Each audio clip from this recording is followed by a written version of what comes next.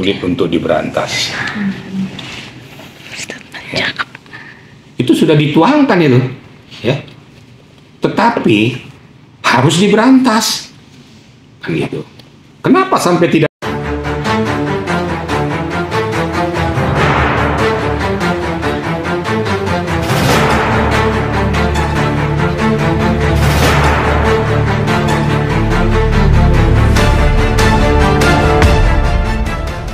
Macam cara untuk menarik para penjudi-penjudi supaya mau masuk ke dalam lingkaran itu.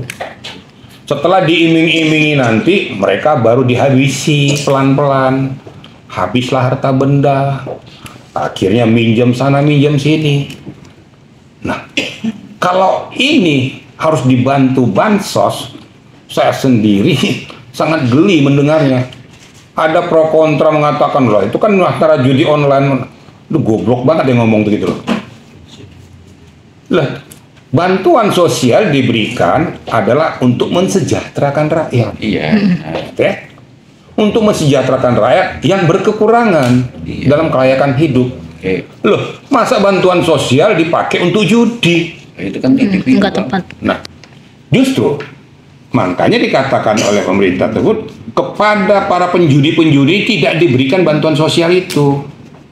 Jadi tolong jangan digeneralisir. Ya. Program pemerintah tetap berjalan. Nah, ini tolong dipilah-pilah ya. Program pemerintah tentang bantuan sosial tidak pernah dihentikan.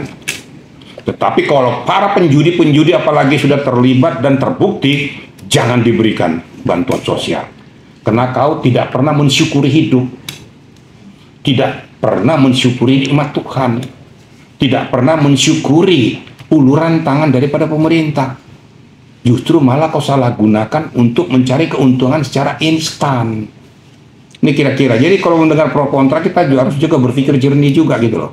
Jangan nangkap sepotong-sepotong. Jadi jangan juga salahkan pemerintah. Kalau pemerintah tegas ya setuju banget itu. Bila penting kebiri aja yang jangan diberikan apa-apa lagi sama para penjudi-penjudi itu.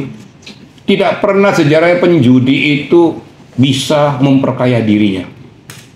Dari 100%, 99% pasti jadi miskin. Jangan mau diiming-imingi oleh para bandar-bandar judi. Sama dengan bandar-bandar narkoba, sama aja tuh. Mereka mengimingi, menarik, dikasih dulu untung, setelah itu diperas habis-habisan. Indah kadang-kadang, karena kita ya memang ya awam hukum juga, awam tentang situasi, suka mau terpengaruh. Nah ini perlu juga dipublikasikan oleh media supaya jangan mau terpengaruh dengan itu. Udahlah, hidup yang layak aja. Hidup sesuai apa yang diberikan oleh Yang Maha Kuasa. Itu aja mungkin, Tapi kan banyak juga yang resah nih Pak, terutama apalagi kemarin itu belum lama kasus yang poluan ngebakar suami polisi karena judol. Sebenarnya bisa nggak sih Pak diberantas, karena dibilangnya sudah diberantas tapi muncul lagi, apalagi judol ini kan pusatnya ada di Kamboja juga kan Pak, dan rata-rata pekerja agennya itu dari Indonesia. Gimana Pak menanggapinya? Ya terima kasih. Jadi tadi sudah saya awali tadi kan, judi akan menyengsarakan salah satu ya, akibatnya itu dampak itu membakar suaminya kan, dengan alasan judi online. Di dalam memberantas ini ya, kita kembali narik ke masalah agama ya. Ingat Molimo nggak? Prostitusi, judi sampai lebaran Hongkong pun sulit untuk diberantas. Ya. Itu sudah dituangkan itu, ya. Tetapi harus diberantas, kan gitu. Kenapa sampai tidak diberantas, tidak bisa terberantas? Ada beberapa faktor. Apalagi sekarang ini IT sangat betul-betul menyentuh kepada masyarakat bawah yang gampang teriming-imingi. Nah ini diharapkan peran daripada Kominfo untuk memblokir para akun-akun judi online tersebut. Bagaimana caranya, apalagi dari luar negeri, contoh Kamboja, umpamanya, bagaimana caranya koordinasi hubungan supaya memblokir itu? Kita kan punya alat server untuk memblokir itu. Ya Kominfo berperan aktif untuk memblokir ini, salah satu caranya yang paling efektif. Yang kedua, para oknum-oknum ini, saya harus langsung menungkit ya, oknum-oknum yang membackingi tentang judi online ini dengan iming-iming dapat setoran. Ini juga harus diberikan sanksi seberat-beratnya apabila ada oknum Polri kah, siapakah, berikan sanksi, pecat bila penting. Gitu. Kenapa? Dia mendapatkan setoran daripada judi ini, tapi orang yang menggunakan itu sengsara. Berarti menari-nari di atas penderitaan orang lain. Kenapa sampai sekarang tuh agak sulit, itu peran daripada oknum ini juga ada di dalamnya juga. Itu nggak boleh kita tutupi, ya. Ada. Makanya peran pimpinan itu sangat signifikan. Pimpinan kewilayahan di mana kita berada betul-betul menggrip anggotanya, menggrip anak buahnya. Apabila kau terdapat membackingi judi, sanksi hukumnya kau diperiksa langsung. Bila penting dipecat. Itu sehingga itu akan putus semua. Tapi jangan pula nanti, loh, Bapak kan dapat juga katanya. Ini repot juga kita kan. Dapat bagian. Nah, makanya apa pernah kata Kapolri dulu, ikan tuh busuk dari kepalanya, bukan dari ekornya.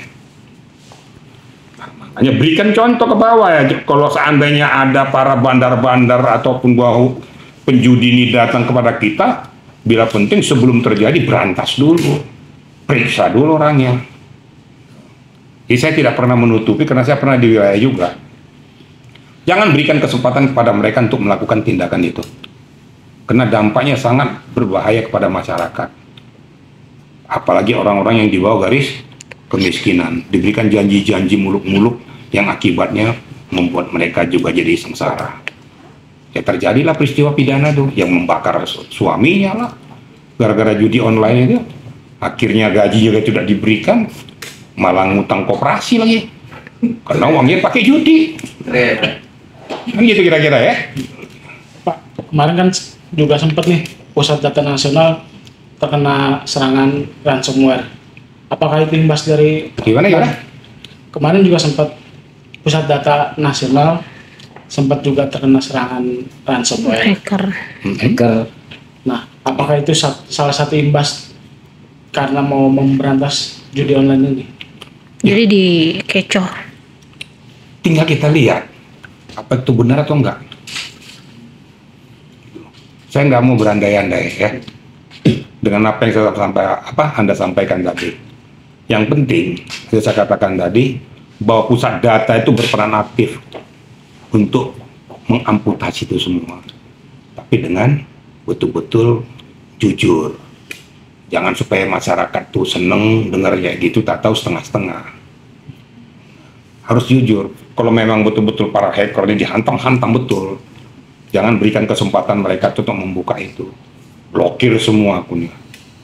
Sudah gampang saja sebenarnya. Tanpa pandang bulu ya. Tanpa pandang bulu siapapun orangnya. Kalau memang terlibat dari Kominfo-nya, sikat. Terlibat daripada Polri-nya, sikat.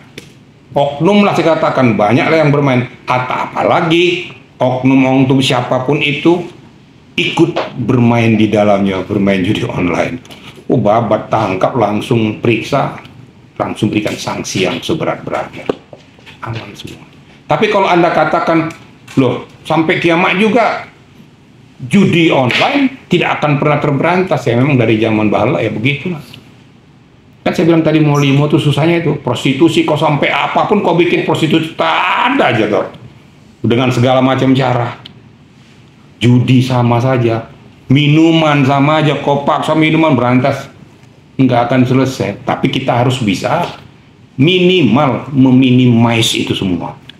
Jangan berikan kesempatan peluang. Itu yang paling penting. Yang penting niat dulu. Niat untuk memberantas. Masalah keakar-akarnya belum tuntas, itu kan nanti. Tapi kalau niat sudah tidak ada, gimana mau selesai? Kira-kira gitu, ya. Pak, soal PPATK yang mendapati sekitar 1.000 anggota DPR terlibat judi online dengan transaksi senilai 25 miliar per orang, itu seperti apa ya Pak? Saya juga belum bisa memastikan, itu kan perlu data dan fakta yang akurat ya. Kalau memang PPATK berani mengeluarkan data ya, itu namanya analisa transaksi keuangan. Kalau betul-betul akurat, kalau memang betul-betul sama-sama kita mau memberantas dia, munculkan saja, serahkan aja ke Bareskrim supaya ditindaklanjuti. Kalau memang terbukti ya ambil sanksi hukumnya. Tidak ada yang kebal hukum. Tapi tentunya sekali lagi saya katakan, apakah data dan fakta itu betul? Nah, tolong PPATK juga mengeluarkan data fakta itu harus akurat betul. Karena ini menyangkut hak daripada orang lain. Itu kira-kira gitu, Pak, mohon maaf, netizen juga bilang atau sebut bahwa di sini polisi malah punya peran penting, ambil bagian besar yaitu kayak keuntungan gitu, Pak. Bapak sendiri menanggapinya seperti apa? Tadi saya sudah jawab kan. Kenapa judi online ini sulit untuk terberantas? Gitu. Salah satu di antara tadi, ya peran oknum-oknum itu yang ikut membackingi. Saya nggak pernah menutup mata tentang itu. Ya. Ada anggota di lapangan juga ikut bermain, makanya peran pimpinan Polri, siapapun anggota Polri yang melakukan itu, sikat langsung. Karena ada perintah Presiden, dia jelas ya, harus keras karena sudah banyak dampak daripada judi online ini menyengsarakan masyarakat. Jadi saya tidak mengatakan bahwa sulitnya karena ada di situ, kemungkinan ada. Kemungkinan oknum loh ya, oknum itu berada di dalam situ, bermain di dalam itu, bahkan membackingi, bahkan mungkin saja bisa membocorkan rahasia apabila ada suatu razia dan lain sebagainya. Sehingga ya bagaimana mau kita bisa memberantas secara tuntas. Nah inilah peran daripada Propam juga harus turun. Kalau betul-betul memang kita mau mengangkat harkat martabat bangsa Indonesia, harus betul-betul kita jaga itu. Jadi saya tidak pernah menutup itu ya. Kalau dibilang ada, kemungkinannya itu ada. Dan bahkan ada yang lain kok sudah ketangkap kan. Ada yang bermain juga kok. Kenapa tidak? Itu kira-kira. Pak, tapi kalau untuk pekerja dari pihak kita yang orang-orang Indonesia, dia bekerja di Kamboja, setuju nggak sih Pak, bahwa kan saat ini mereka juga lagi viral nih Pak untuk minta dikembalikan, sedangkan mereka dipersulit karena harus membalikan biaya penalti. Kalau itu urusan pemerintah lah ya. Ini akan hubungan bilateral ya. Kalau memang seperti itu nanti tentu pemerintah pusat melalui Kementerian Luar Negeri tentu akan berkoordinasi dengan negara setempat supaya bisa memfasilitasi untuk warga negara Indonesia yang dipersulit untuk kembali ke Indonesia bisa untuk difasilitasi. Ini kan sudah hubungan antar negara ya. Hubungan bilateral itu perlu. Nah ini fasilitasi daripada negara dibutuhkan untuk menyelamatkan bangsa Indonesia yang ada di sana untuk kembali ke Indonesia. Ya, begini itu ya. Ya, terima kasih Pak.